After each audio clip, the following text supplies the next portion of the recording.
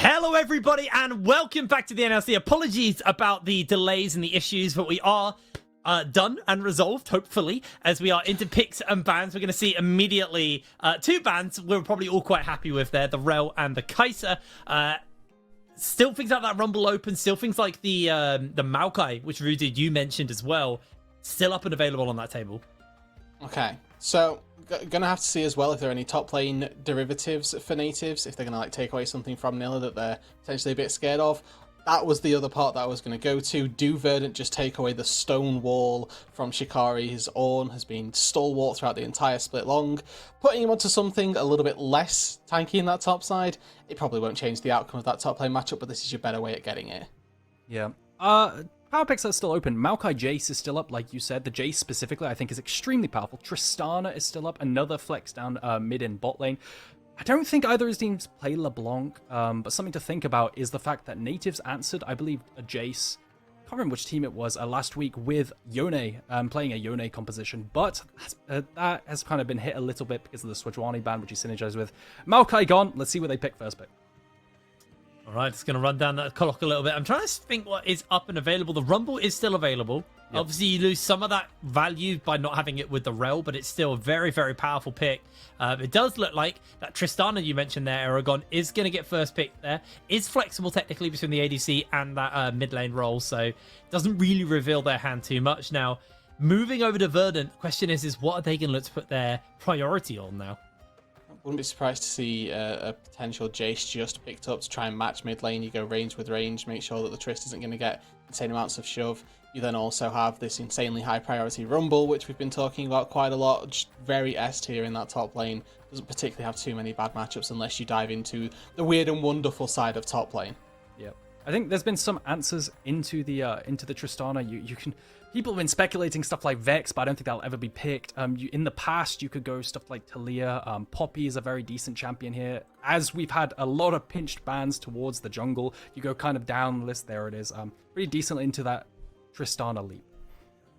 Yeah, well, they are going to pick up that Poppy, like you said. Obviously, the ability to kind of stop them from jumping forward.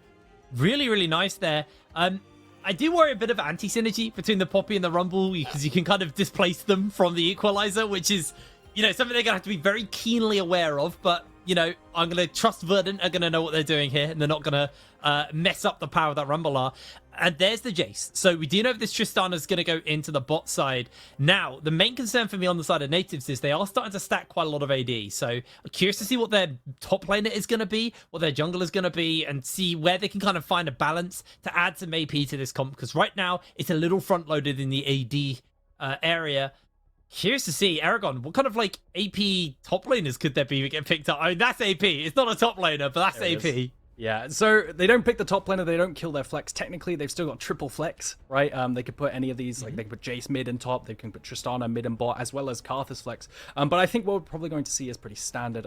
I like it. It's a new thing Stefan's pulled out. If it is a jungle Karthus, this is very different, pivoting away from like the kind of dog role that he had last week, where he would play Sejuani, Poppy, and just kind of gank loads. Yeah, go ahead, Rudy, dude. So he did play one Karthus game this split. Okay. It was versus lower tier team, but he absolutely dumpstered on it, right? Like three buffed enemy jungle, had prior in bot lane, so he just walked in, stole away enemy jungle camps, and was level 6 by 7 minutes. It was an extremely accelerated Karthus, and they absolutely slaughtered their opponents with it. So we've seen Stefan pull this one out once before.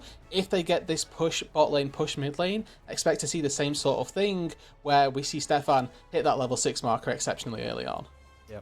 So, something to highlight here is Lucian is a really big counter into Jace, and G2 have been playing at solo lane, which in my opinion isn't that good, but I wonder if Verdant has taken a page out of their book, because they do love to copy, right? They love watching the LPL and copying, they love watching pro play and higher tiers and copying straight up. I don't think it will be. For now, what we're probably going to see is a bunch of target yeah, there is the pinching the support role, banning away stuff to set up that Rumble.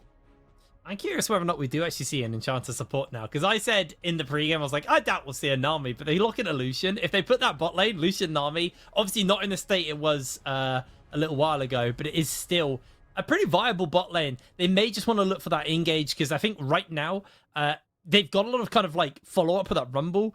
I wouldn't really call Poppy like a primary engage. So maybe they do want to look towards, the areas like those Leonas and those things that can kind of lock people down and really make the use of the Rumble R, keeping people pinned in place as long as possible.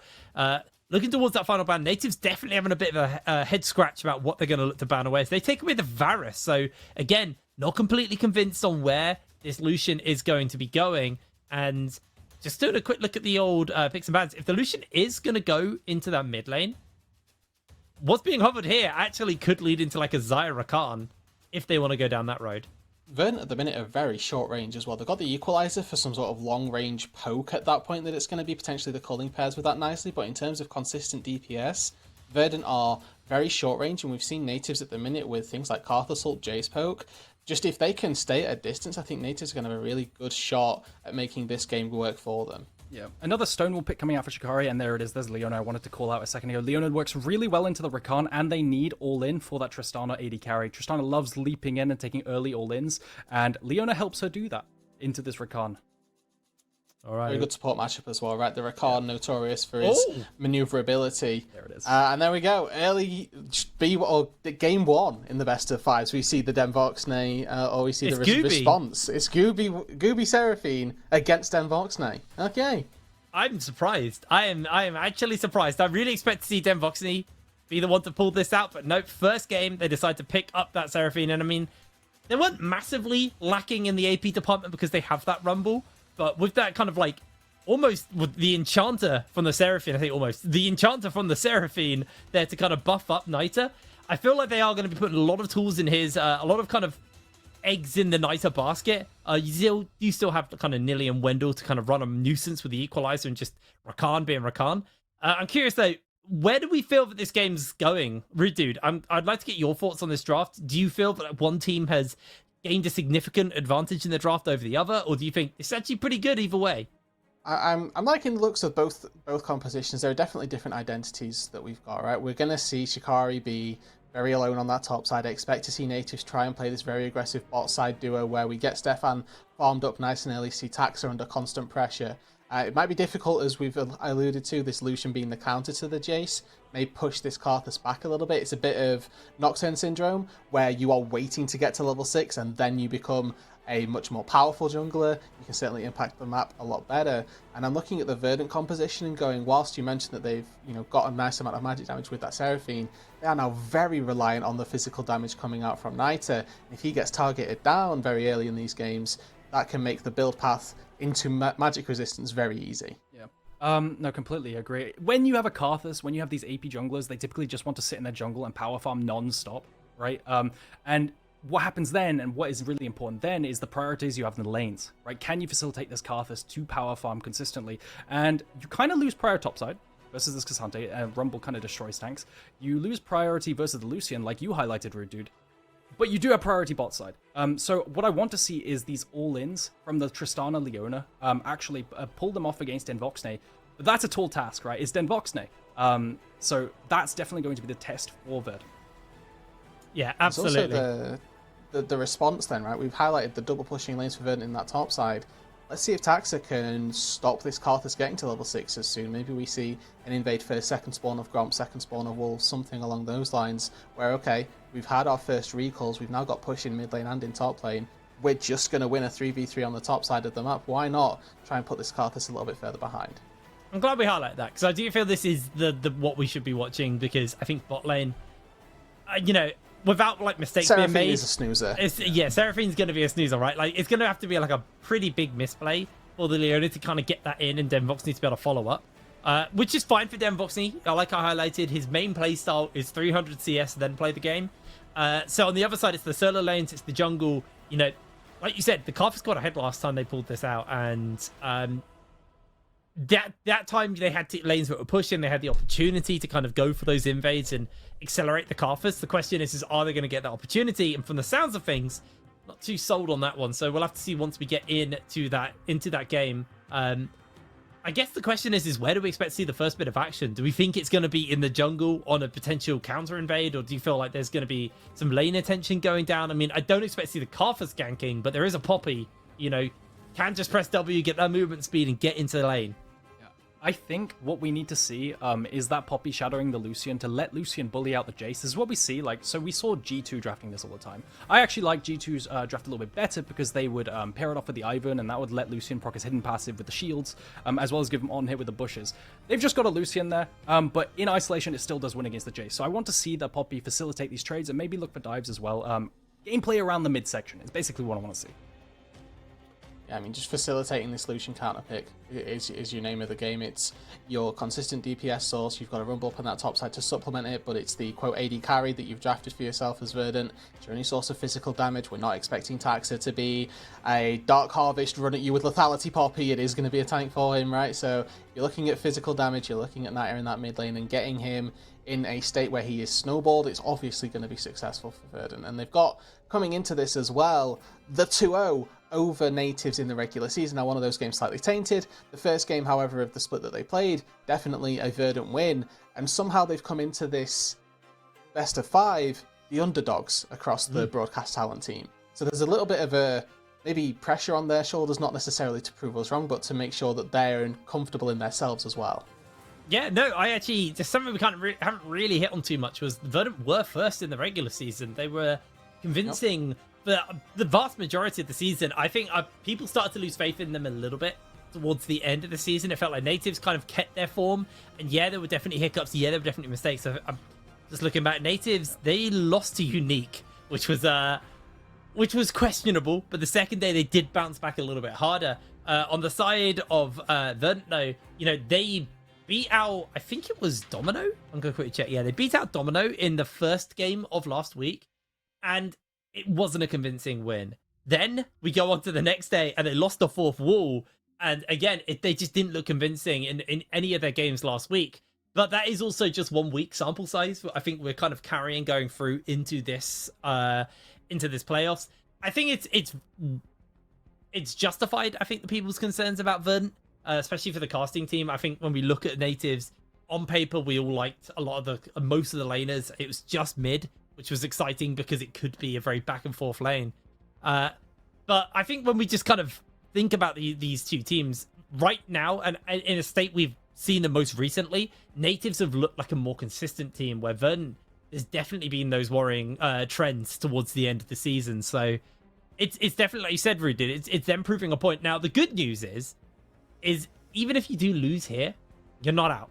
This is just your fast track to EMEA and also just to the grand finals, because the winner of this game goes to grand finals, and our 2 grand final teams will make it to EMEA. One will go into play-ins, one will go into just the group stages. We are still waiting for this game to load, hence why I'm just waffling on. Looks like today's been one of those days where just everything, the stars have not aligned for us. They have just not aligned at all. So better before game 1 than in game 5, though. Yes. Every cloud, you know? We take the positives where we find them. You just cast a curse the whole stream, bro. That's what you just did. You just doomed us all. So. I don't know, man. All right, guys.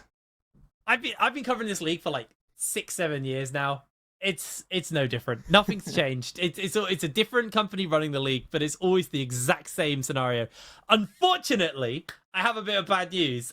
We are going to have to go to a break because the issue is ongoing. We thought we'd fixed it. We haven't. So we're going to quickly go to a break, try and figure out these tournament rail issues, and then we'll be back with that first game. So we'll see you in a second.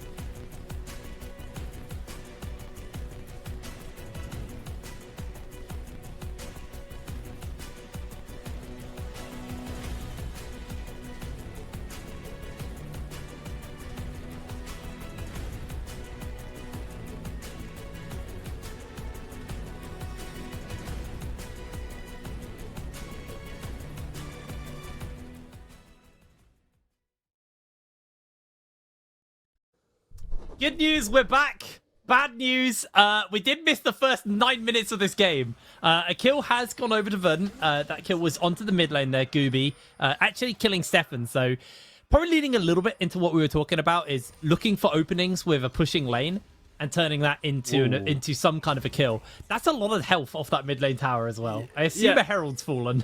I just took a look at that mid turret and I was like, wait, what? Yeah, but that counter pick for the side of Nita, showing off his ability to play the game. This is something we talked about, right? Vladdy has been a bit hit or miss past week, right? I mentioned the 0-3-0 star and now losing so much of that mid turret. And it also adds on to the, if Verdant are going to win through anywhere, we feel like it's going to be through this mid lane. Nita, generally speaking, has been on par, if not a little bit better than Vladdy throughout the regular season. So Verdant playing through this area of the map makes a lot of sense. 15 CS lead, 4 plates already down in that mid lane. Kraken Slayer versus just components of a Duskblade for Vladdy. Look to leverage this mid jungle duo. We've got a Drake spawning, presumably, in the next few minutes' time. And if you can continue to start finding those objectives, start stacking up, it'll help you out in the later stages of the game.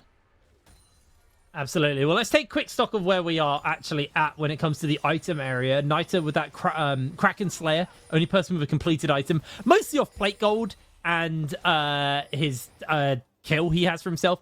I would like to have a quick toggle if the observers can do that for me and just see how much the gold is in Nita's favor right now over Vladdy, because it's got to be fairly significant. Yep, that's a 1200 gold lead already over to Nita, and a wave crashing in. Vladdy very much aware that he is in some serious danger here. Just wants to clear out this wave and let this tower stand. They don't want to give another plate and first tower blood as well over to Nita to accelerate him even further ahead. So the other part of this that I wanted to look at was how Stefan was doing, right? We highlighted the Karthus, how easily can he get to his first couple of items. He's down a little bit in gold versus Taxa, but he's running this first strike rune, so basically whenever you have Requiem available, if you don't anticipate a fight is going to happen in the next 2-3 minutes time, you just ult and get a little injection of gold. Before you've got items, you tend to get about 50-60. Once you've got a couple of items in your back pocket, that tends to double, quadruple even in certain stages. Really good play from Twist right there on the minimap. We couldn't see it because the camera was down bot side, but Twist was shadowing behind this ward by that ward ping right there and not showing his position from Verdant. Nita actually dashed forward and Twist went to show, right? And instantly Nita had to flash. You can see his flash is now on cooldown, very recently used. So good little play from Twist, maybe coming back, but again, highlighting the importance of mid lane here. You could see that both supports are just, they're not even leaving, right? They're just staying. Look at all this vision for the side of Verdant. Potential TP wards maybe. Nilly's TP will be up soon. So looking forward, we're looking at this dragon and how well do they use these to TP behind and flank. And I think kind of just going back to what we were talking about originally on the desk was our main concern for Verdant was just all of the lanes other than mid. And mid is the lane for Verdant, which is showing up. And it was the lane that we said had to show up today because they are the player, they are the person who we expected to be that kind of primary carry for their team. And Nita having a really, really solid start, significantly ahead now over Vladdy. He's got that BF sword, double longsword to just the Duskblade onto the side of Vladdy. And yes, Jace, once he hits those 3 items, that's a major spike, but Nita well accelerated over him, closing in on his quick blades, and it's going to be a real problem and real sore point for Nativz.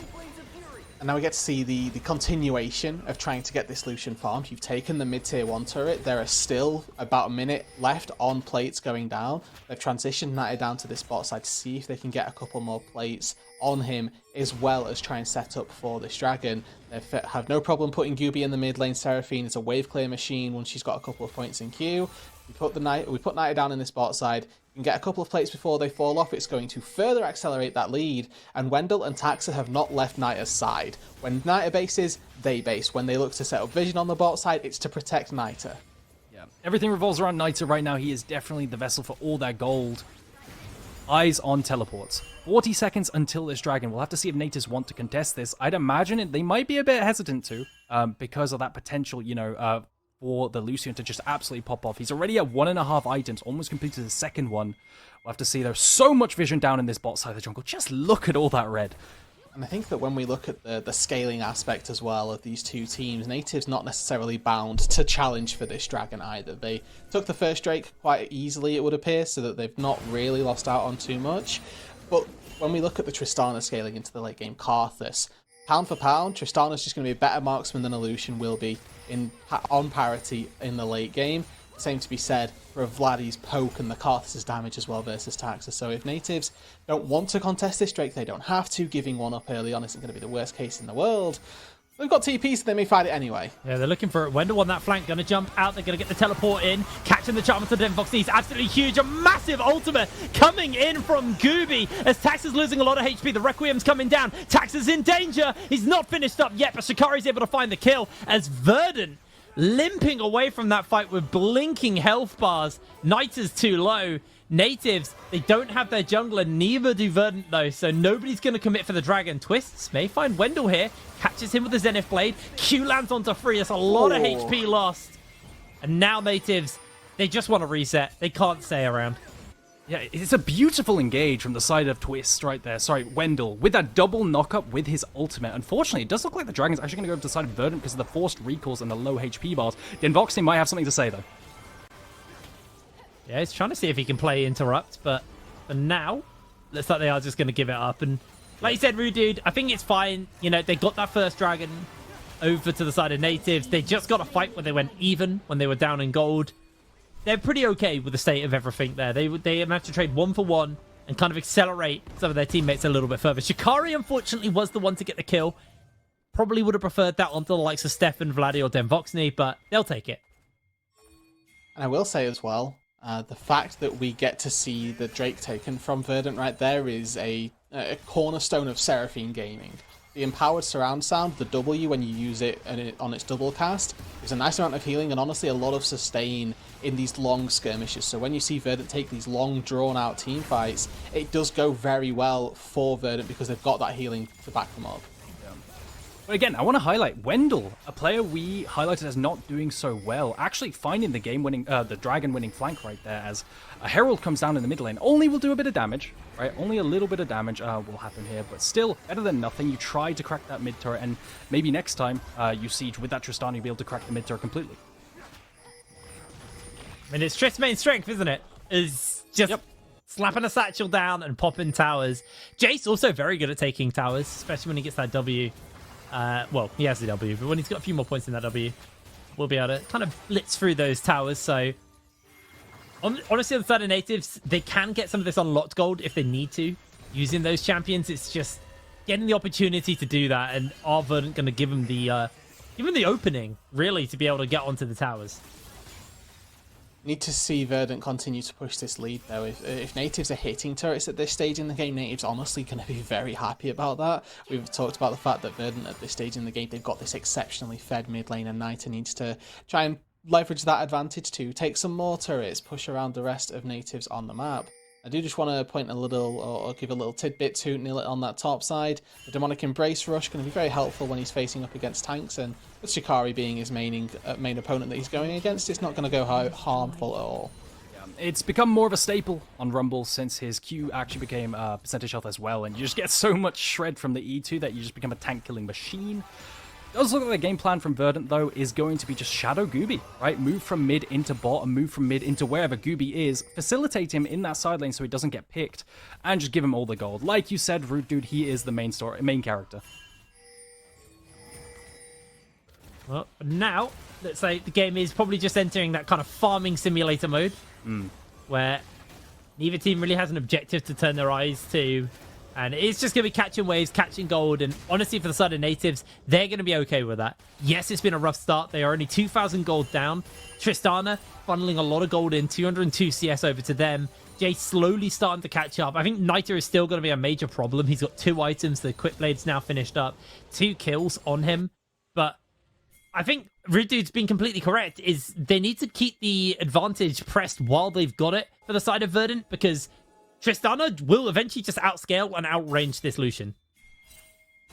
Yeah, and with the Infernal Dragons, it's gonna help them if they can take these Drakes as they get later into the game, right? We're mentioning that their damage profile, not the easiest to find as we get later into the game. Of Vladdy in trouble, maybe? No, maybe it's going to be Niter! Oh! That's the Requiem. He's in danger. Battle Dance comes in. The burn from the Leandries and the reapply of the Battle Dance. Oh, that was close. I'm really gaming. Yeah, I'm really liking Wendell today, man. He is just there. He managed to land the Q as well to bring the heal to the Lucian, but still, maybe Knighton not expecting the Jace damage with that Dustblade. Absolutely one-popping Knighton despite him being so far ahead. And how bad does that feel as well for Verdant, right? Like, they've put all of the stock into Niter to make him the force to be reckoned with in the side lane. He jumps into Vladdy. Vladdy jumps right back in and says, yeah, not today, friend. Thank you. We'll be taking these trades quite handily. The fact that Stefan doesn't quite find the kill with the Requiem certainly going to put him on a bit of a power trough for the next minute and a half or so. And with the Drake spawning, it might mean that Nativz taking the second, or the Drake fight for either team's second at Drake.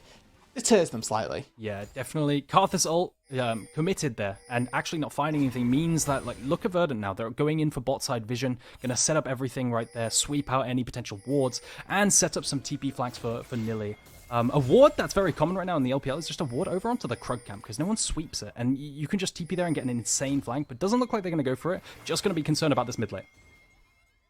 Yeah, looks like they are going to get that pressure over there as Nativz moving through the jungle twist. That's been spotted out on that ward that he was trying to finish up. Well, then we'll be able to find an answer back.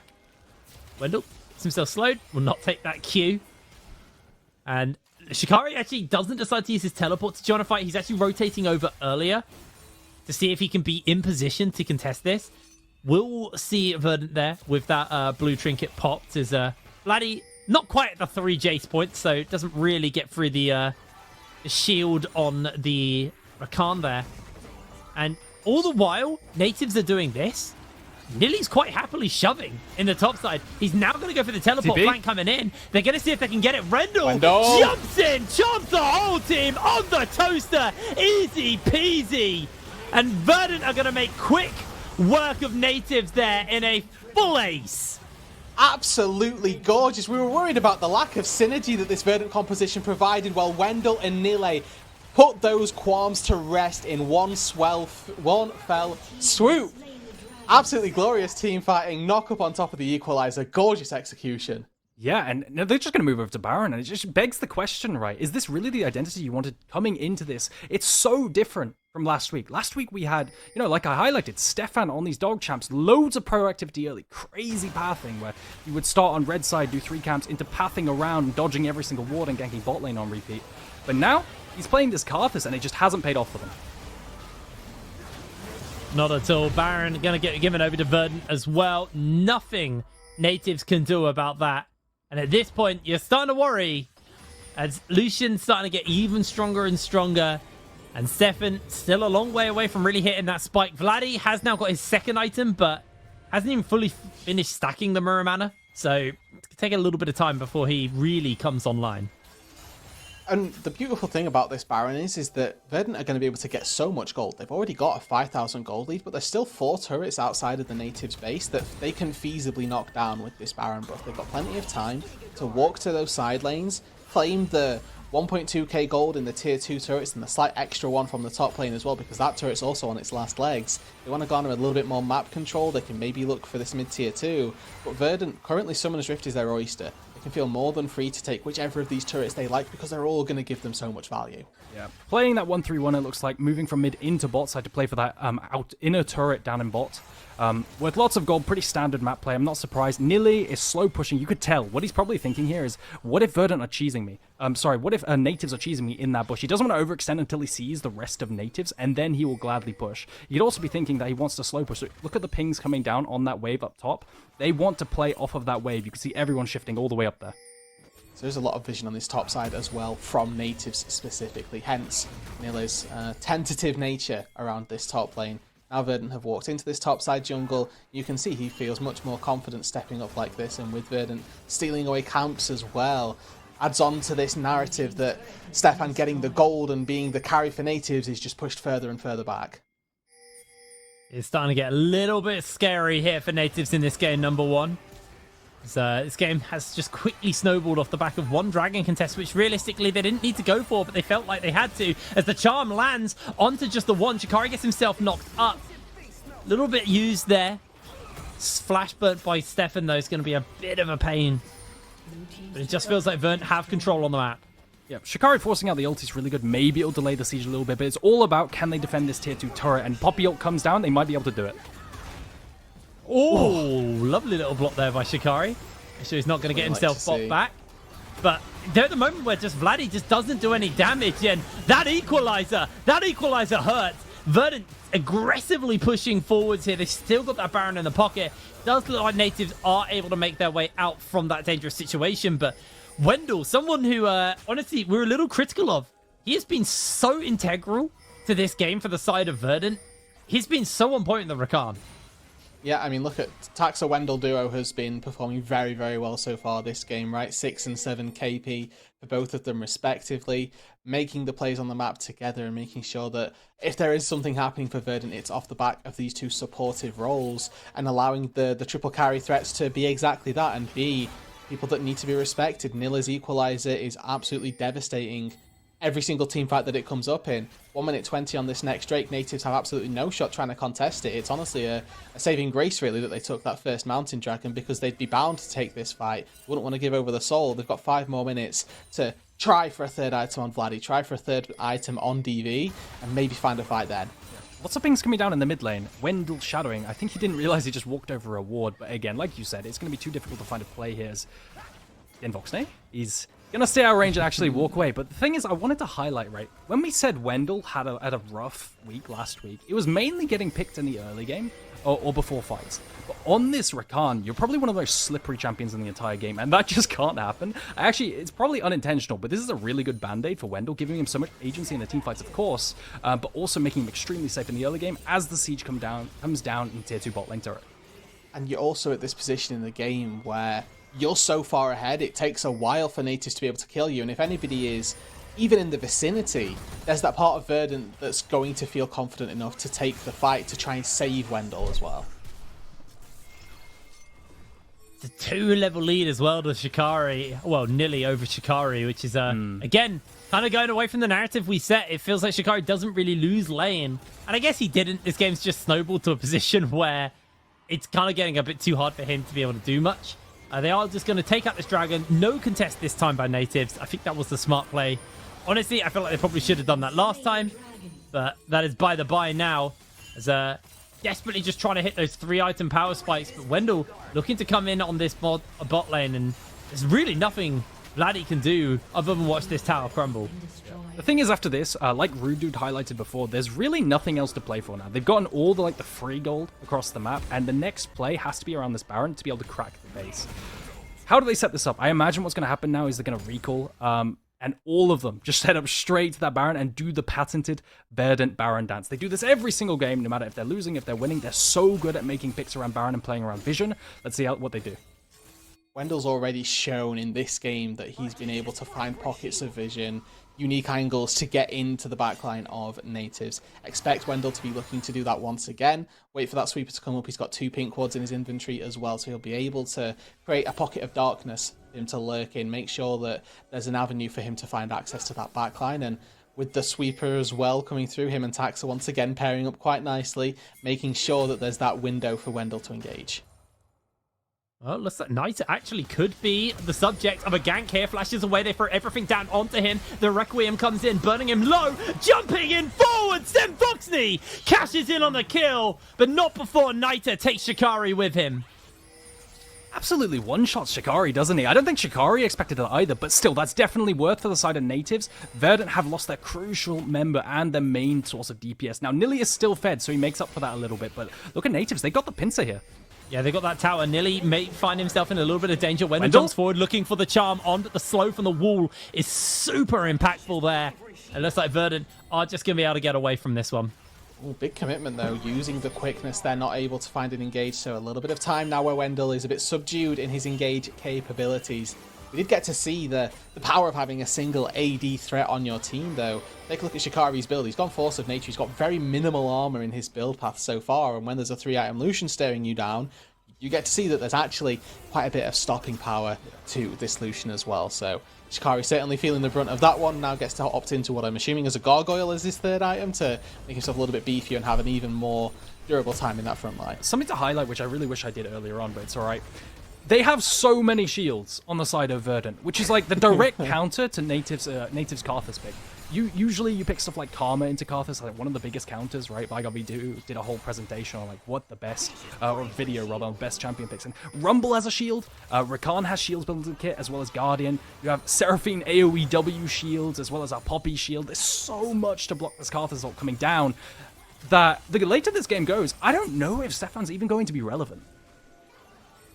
Looks like right now Verdant have got their attention on to that Baron. Vladdy hasn't actually been back to base and spent that gold yet, but Baron going very low very quickly.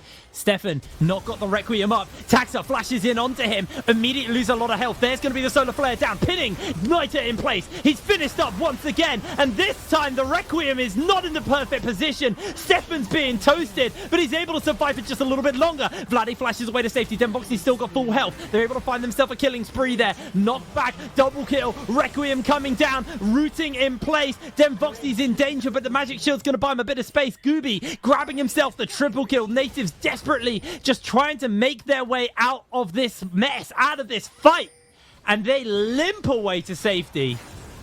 Yeah, and it comes off of the back of a really beautiful engage and a flank by Twist in a pocket of vision, but it's not enough. Right, in the end, Nilly manages to come out on top using all that damage despite having a numbers disadvantage.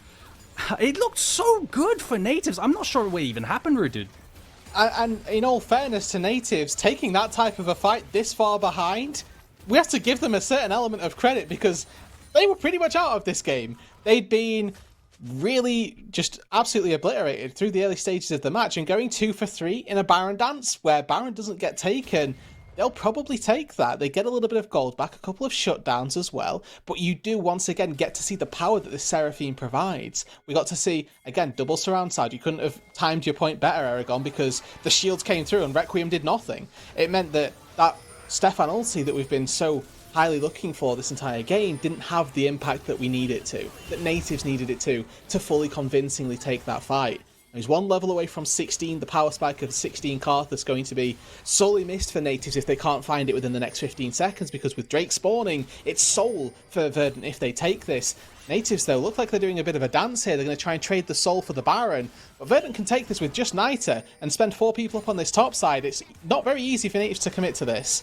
Yeah, I think even if they do make the cross-map trade, Verdant are going to be happy with Infernal Soul. Baron, they just have to kind of weather the storm through. Twist is on that flank. They're going to try and get their way through. Here comes the hammer down, bopping 2 away. The equalizer goes down, and that might just be the Baron. There's no way they can contest this one. It's going low. That's going to be Baron. Stolen away, soul in pocket and all, as Nativz just completely through their window, through their opportunity, and Verdant snapshot on them immediately. Tell me you've not played against Poppy without telling me you've never played against Poppy. That was just quintessential Keeper's Verdict timing. Taxa walks up, pops them all away when it's at 2k HP, walks in and smites it for himself. Yeah, and I think the problem for Nativz has been is that they've come online too late. Their team fighting is fantastic, but by now, it doesn't matter if you kill one of the key targets. It doesn't matter if you kill Niter, right? For example, in the fight before the last, rather. Everyone else is just too damn fed, and I think they're going to look for the game now. Yeah, that might just be it. They've got Demboxing up in 12 seconds, and maybe they can buy some space, but that is so much health being lost. There's the bot back. Twist is trying to lock them down underneath. The Requiem's coming down. Knight is in danger. The shield's big, but it's not going to be big enough. And now the base is in shambles. Demboxy is back alive. He will be able to clear out the wave, but that's an open Nexus. And barely Nativz hold on. One last-ditch effort to try and save their game. They've got one last team fight in them. Looks like Vladdy TP'd in, and a very bitter end, and that may well be it. Yeah. A real mistake there. I'm not sure what Vladdy was attempting, but it failed, and that's an open Nexus, so somehow... Get him, Twist! The 2v4, Demboxy, he's got to get through that Keeper's Verdict, trying to jump away in the perfect time, but the Equalizer, there's a bit of that anti-synergy, but it's not really going to do too much, because down goes the Nexus. They even get the Encore. Game number 1, going over to Verdant. Yeah. I think a fundamental issue that